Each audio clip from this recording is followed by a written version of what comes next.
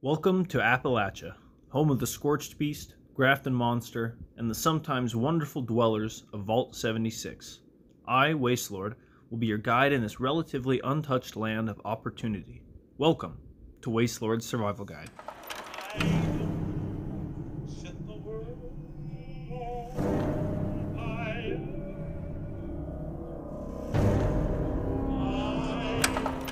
In today's chapter of Wasteland's Survival Guide, we will be going over the forest region. This region is well known for its ample amounts of lumber, beautiful views, relative safety, and its supply of sweet, sweet honey. Okay, maybe it's not that perfect, and that is why I will be giving you everything you will need to know to survive this region. First up, one of the most important aspects of surviving is to have the right equipment, so let's start with that. For your clothing, I recommend hiking boots for ankle support due to the rough terrain, pants and a long sleeve shirt or jacket as it can get a bit chilly depending on what season it is, and most importantly, a backpack to store everything you will bring. Now that we have discussed what you should wear, let's go over what you should pack. And before I start listing what you should bring, I do realize society has collapsed, and you may not be able to find everything you want at the local superstore due to its workers being lazy little piles of ash. Now onto the list of supplies I recommend packing. A bedroll if you can, a water purifier due to the ample amount of water, something to start a fire with, bug spray, extra socks, a light, binoculars, a map, and a compass. Just ask my friend Navigator. He always recommends having a compass, even in a vault. Next, let's talk about what weapons you should have. A knife is something you should always carry on you, a hatchet to gather wood, and if you have a ripper with plenty of fuel, you have both.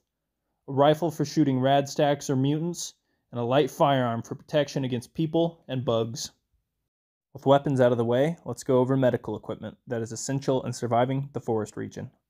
The first and most important thing to bring is a tourniquet, whether it be an open gash from a sharp tree branch or a mutated bug that poked a hole into you.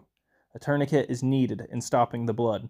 Alternatively, a piece of clothing wrapped tightly just above where you are bleeding will work too. Next up is healing salve for burns and scrapes, disease cures for obvious reasons, and strong alcohol for pain relief and disinfectant. Now that we have gone over the gear and the medical supplies you should bring, let's talk about what you should look forward to when traversing the forest region. First off, be sure to expect lots of wildlife that will be more than happy to be your dinner if you're good enough of a shot. Another thing to look for is places to set up camp in. Be sure to check the stability and exit points of all potential shelters you may come across. While the forest region might be one of the safest regions in Appalachia, it is still quite hostile, so I have a couple of things you should look out for. First off, be wary of any survivors or humanoids you see.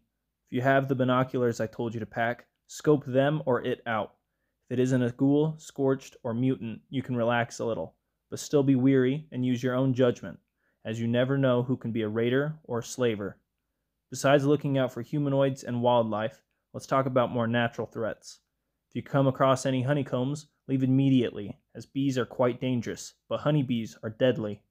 Be sure to avoid caves as well, because deathclaws and other horrible creatures love to dwell in them. While I can give you survival tips and what you should bring and look out for, I can't give you the most important thing to have when trying to survive: common sense. You must be able to make fast and important decisions, so be sure to think of their outcomes ahead of time. Thank you for listening to this broadcast, and as always, may the Wasteland treat you with peace and prosperity.